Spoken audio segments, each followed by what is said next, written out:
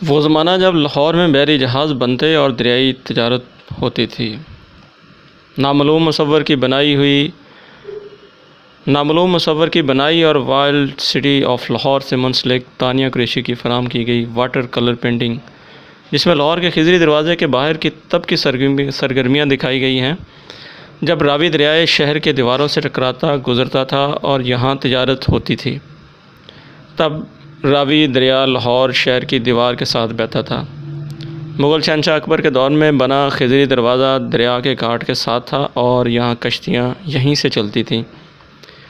راوی دریا شاہی قلعے کے شمال مغرب سے بہتا قلعے اور فصیل والے شہر کو کیرتا، موری گیٹ کے بالکل باہر آج کے اردو بازار کے ساتھ جنوب مغرب کی طرف بڑھتا اور اس ٹیلے کے گرد گھومتا جہاں آج کل ضلعی عدالتیں ہیں۔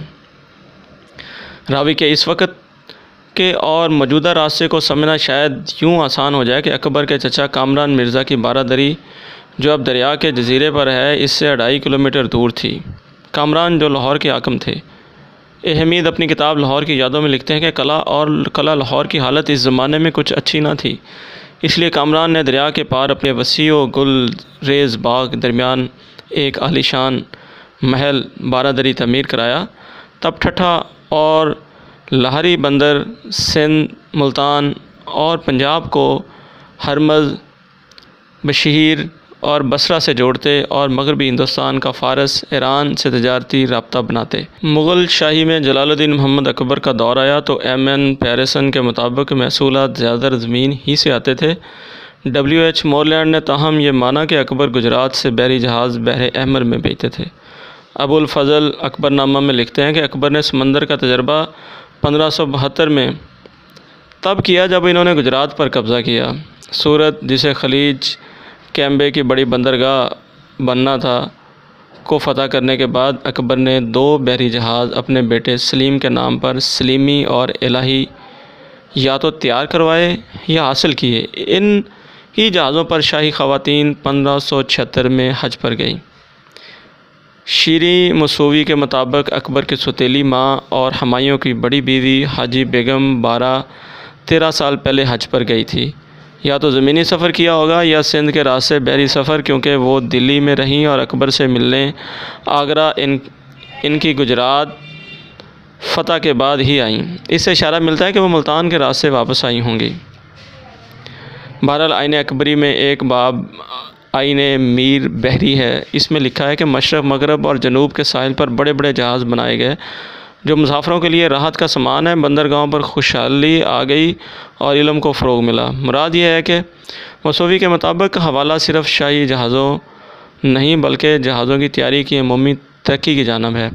اس باب میں جہاز کے عملے کے ارکان کے 12 مختلف عہدے بھی بتائے گئے۔ میر ملا کے لیے ٹانڈل، اسٹور کیپر کے لیے بھنڈاری وغیرہ۔ لاہور میں 2 بحری جہازوں کی تعمیر 1594 اور 1596 میں ہوئی۔ عرفان حبیب کی تحقیق سے اس انداز کی نفی ہوتی ہے کہ مغل ہندوستان میں تیار ہونے والے جہازوں میں لوہا اور میخیں استعمال نہیں ہوتی تھیں بلکہ تختوں کو رسیوں سے باندھا جاتا تھا۔ پرتگیز گجرات کے دونوں طرف موجود ہونے کی وجہ سے وہاں کی جہاز رانی کو کنٹرول کر لیتے تھے، لیکن سندھ کے لاہری بندر پر ان کا بس نہ چلتا تھا۔ اکبر نے 1591 میں سندھ فتح کیا تو یہ بندرگاہ خالصہ یعنی شاہی انتظام میں رکھی۔ طاہر محمد سبزواری کی کتاب روضہ الطاہرین کے حوالے سے مصوی لکھتے ہیں کہ لاہری بندرگاہ کے قریب جنگلات نہیں تھے، سو جہاز گجرات میں تیار اور مرمت ہوتے تھے، اس لیے اکبر کو لاہور میں جہاز بنانے کی سوچی۔ انہیں ہمالیہ کی لکڑی سے تیار کیا اور دریائے سندھ کے نظام کے ذریعے لاہری بندر لے جایا جا سکا۔ عرفان حبیب کے مطابق پہلے جہاز کی لمبائی 35 گز الہی یعنی 93 فٹ سے اوپر اور دوسرے کی 37 گز الہی قریباً 99 فٹ تھی۔ پہلے جہاز کو ٹھٹھہ لے جانے میں دریا میں پانی کی کمی کے باعث مشکل ہوئی تو دوسرا جہاز بحرے پر تعمیر کیا گیا جسے انگریز بحری جہاز کا اونٹ کہتے تھے۔ مصوی کے مطابق بدقسمتی سے جہازوں کا نام نہیں مل سکے، ان کے بعد کی تاریخ کی کھوج لگائی جا سکتی ہے۔ مصوی نے لکھا کہ نہ جانے یہ لاہور سے ٹھٹھہ کی دوری کے باعث تھا یا اکبر کے 1598 میں دکن مہم کے لیے لاہور چھوڑنے کی وجہ سے کہ جہاز سازی کا تجربہ جاری نہ رہا۔ بحری جہاز بند ہوا مگر بڑی چھوٹی کشتیاں بنتی رہیں، کیونکہ یہ پل نہ ہونے کے باعث دریا کے پار جانے، دریائی سفر اور تجارت کی ضرورت تھی۔ سریندر سنگھ کے دارالسلطنت لاہور کے نام سے تحقیق کے مطابق ایک زرخیز مگر پسماندہ علاقے میں واقع ہونے اور غیر زرعی صنعت و حرفت کی وسیع رینج کے باوجود لاہور کے لیے اپنی متنوع معاشی ضروریات کو پورا کرنا ممکن نہیں تھا۔ اس ضرورت میں شدت تب آئی جب پڑوسی علاقوں سے آفت زدہ علاقوں کی آمد کی وجہ سے شہر کی آبادی میں اضافہ ہوا۔ بادشاہ نامہ میں لکھا ہے کہ 1642 میں شدید بارشوں کے باعث لگ بھگ 300,000 لوگ کشمیر سے یہاں آئے۔ بعض اوقات شاہی فوجوں کی آمد سے شہر کے مضافات میں دکانوں اور ریستوران سمیت عارضی بستی بنانے کی ضرورت پڑ جاتی تھی۔